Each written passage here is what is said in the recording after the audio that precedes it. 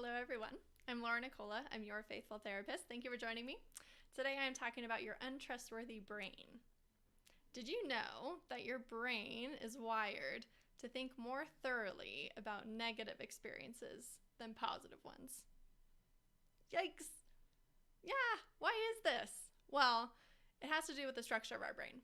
So the animalistic part of our brain, which is down here, it's also called the reptilian brain, and our hindbrain is the part of our brain that's responsible for the flight, fight, or freeze response. We've probably all heard of this, right?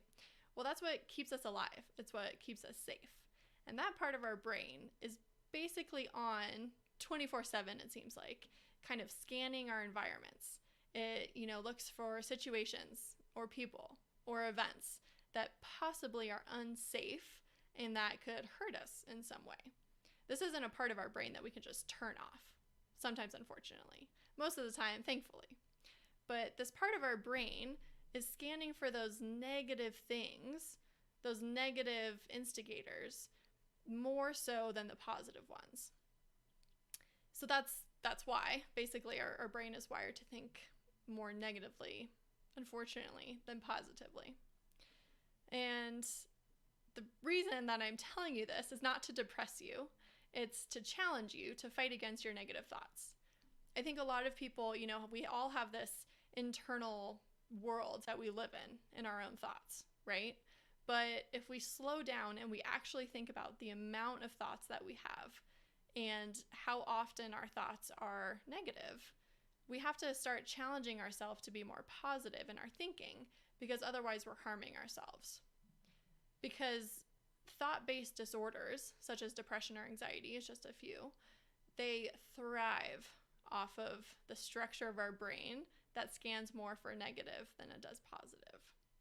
And we have to know that not all of our thoughts are to be trusted. A lot of our thoughts are, they're not based in truth, they're not rational, they're not based in reality. We kind of, we have these emotions like anxiety or fear or guilt or sadness that sometimes we don't need to feel that way, but our thoughts that are skewed to be negative cause us to feel that way. So what do we do? Well, I'm just going to give you one tiny little thing to try. This is part of CBT, also known as cognitive behavioral therapy.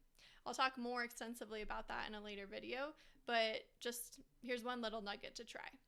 So if you have a situation or an event that's coming up that you are anxious about, you're wary about, you're fearful about, you're just, sad about, anything, write down on a piece of paper all the thoughts that are in your head about that event.